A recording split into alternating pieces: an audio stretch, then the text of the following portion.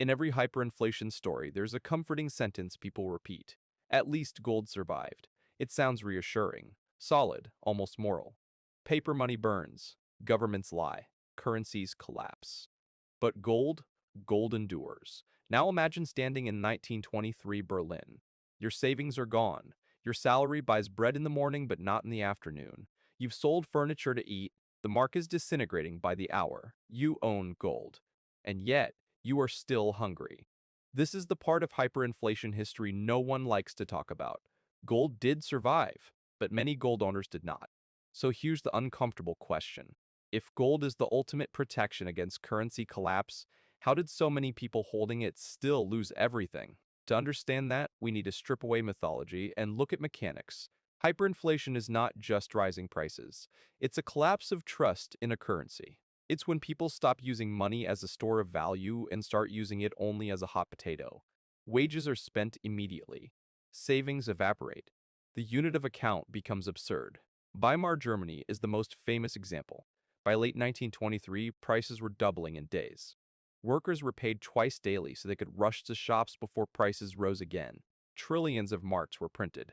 The currency became theater. Gold, in theory, was salvation, and in pure arithmetic terms it was. The price of gold in marks soared astronomically. If you held gold and converted it at the right moment, you preserved purchasing power. But that phrase, at the right moment, is where history turns dark. Gold did not fail as an asset. It failed as a practical solution for many individuals. Because hyperinflation is not just about price charts, it's about liquidity, legality, timing, and survival under pressure. In Weimar Germany, gold ownership became politically sensitive. Foreign exchange controls tightened. Speculation was condemned. Those who openly traded gold were often viewed with suspicion. Markets were chaotic. Transaction costs soared. Owning gold on paper is one thing. Converting it into food, rent, security, or escape under social breakdown is another. Some families with gold preserved wealth across the collapse. Others were forced to sell too early, or too late, or under coercive conditions, or in small increments that eroded advantage through spreads and desperation pricing. Hyperinflation compresses time. Decision windows shrink dramatically. Gold might rise 10,000% over months, but daily price swings become violent. If you sell too soon, you underperform inflation. If you wait too long, markets freeze or regulations intervene. The illusion is that gold is automatic protection. The reality is that gold is protection only if you have access, timing, and liquidity. Hungary in 1946 experienced the worst hyperinflation ever recorded. The pengen, nake, became so worthless that new notes were printed with astronomical denominations. Prices doubled every 15 hours at the peak. Gold again rose in local currency terms, but Hungary at that time was devastated by war. Infrastructure was destroyed. Political control shifted rapidly. Barter became common. Trust evaporated. In such environments, gold's theoretical purchasing power does not instantly translate into food security. If there are no goods on shelves, gold cannot conjure them into existence. Zimbabwe offers another layer. In the 2000s, hyperinflation obliterated the Zimbabwean dollar. Trillions became meaningless. Those holding gold or foreign currency fared better than those holding cash, but gold ownership was uneven. Liquidity markets were fragmented. Enforcement risks existed. Informal exchanges carried danger. Gold survived, but survival was relative. In Venezuela, inflation decimated savings. Those with access to dollars or gold had an edge. But government controls, banking restrictions, and security concerns complicated transactions. Gold mining surged in informal sectors, often under dangerous conditions. Again, gold functioned as value outside the currency, but only for those who could convert, transport, or trade it effectively. So why does the myth persist that gold always saves you? Because in aggregate, it does. Zoom out far enough, and gold outpaces collapsing currencies. It preserves purchasing power across cycles of monetary destruction. It is not someone else's liability. It does not depend on political promises. But hyperinflation is not experienced in aggregate. It is experienced day by day, under stress. And stress distorts behavior. In hyperinflation, fear accelerates decisions. People panic sell assets to meet immediate needs. They underestimate the speed of currency collapse. They cling to cash longer than they should, or they rush into gold after prices have already adjusted. The sequence matters. At the start of hyperinflation, gold may lag as denial dominates. As panic builds, gold surges. At the peak, volatility explodes. After stabilization, new currencies emerge and gold's relative advantage stabilizes. But the individual investor navigating that chaos faces psychological traps, recency bias, loss aversion, social pressure, regulatory fear. Gold does not remove these. In fact, gold can amplify them.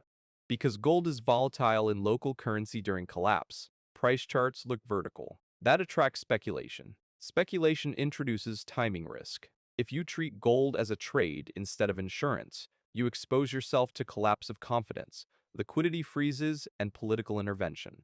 Another overlooked factor is confiscation risk. In the United States in 1933, not hyperinflation, but monetary crisis.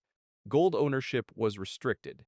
Citizens were required to turn in gold coins and certificates. The dollar was devalued afterward. Gold's price was raised once centralized. Gold survived. Private holders lost upside. In extreme crises, governments prioritize control. Hyperinflation is not just economic, it is political. When currency collapses, regimes change. Policies shift rapidly. Controls tighten. Borders close. Capital is restricted. Taxes are imposed unexpectedly. Assets become targets. If you hold gold physically and discreetly, you may avoid some of this. If you hold it within regulated systems, you may face constraints. So when we ask, how did gold fail hyperinflation victims? The answer is uncomfortable.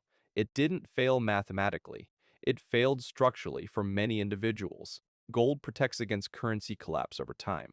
But hyperinflation compresses time brutally. If you need daily liquidity to buy food, pay rent, or escape instability, selling gold in tiny increments under duress can erode its advantage. If markets are chaotic, spreads widen dramatically. If governments impose controls, conversion becomes risky. And if goods disappear entirely, gold becomes a store of value in a desert of supply. There's also the matter of scale. A few gold coins may preserve purchasing power on paper. But if your broader environment collapses, unemployment, social unrest, infrastructure failure, wealth preservation does not equal stability. Gold does not rebuild supply chains.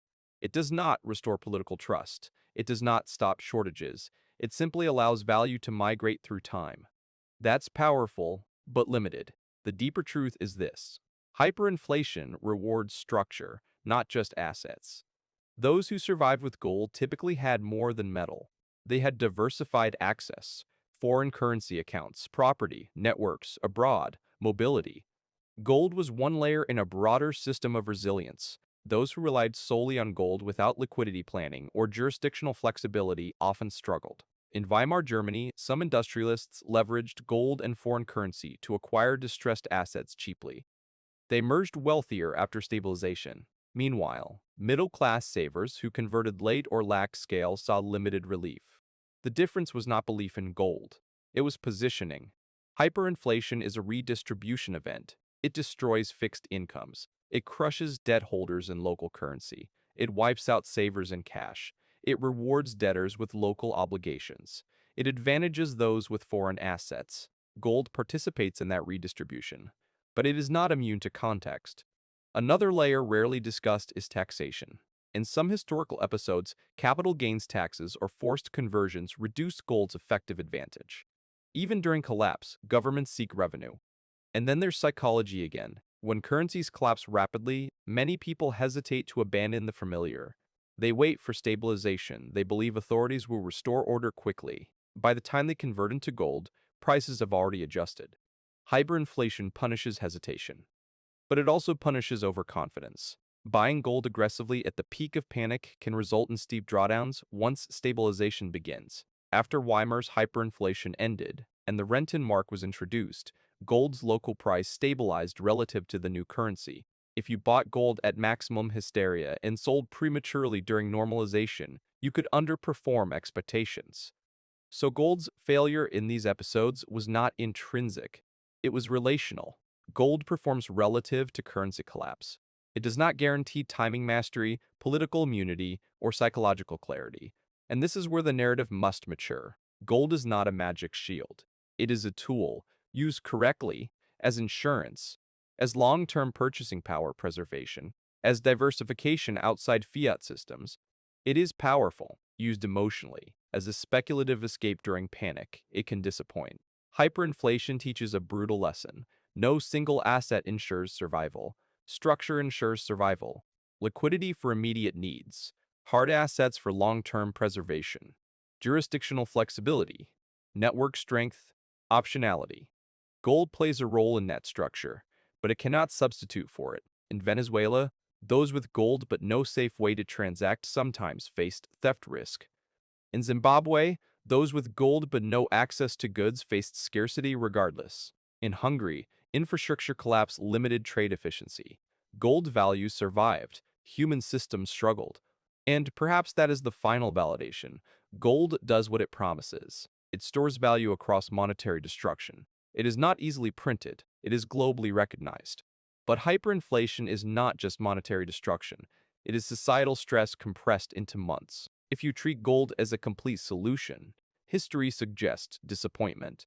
If you treat gold as one layer in a broader survival architecture, history suggests resilience. So did gold fail history's worst hyperinflation victims? Not in price, but in expectation. The myth was that gold would make them safe. The reality was that gold made them relatively less vulnerable if they understood how to use it. And that distinction matters now more than ever. Because monetary systems today are under strain, debt levels are extreme, trust in institutions is fragile, currency competition is intensifying. If hyperinflation ever reemerges in a modern economy, the same structural truths will apply. Gold will likely rise dramatically in local currency terms, but survival will still depend on liquidity timing, jurisdiction, access to goods, and psychological discipline. Gold preserves purchasing power. It does not preserve certainty. And maybe that's the mature conclusion history offers. The metal survives. Whether you do depends on everything else around it.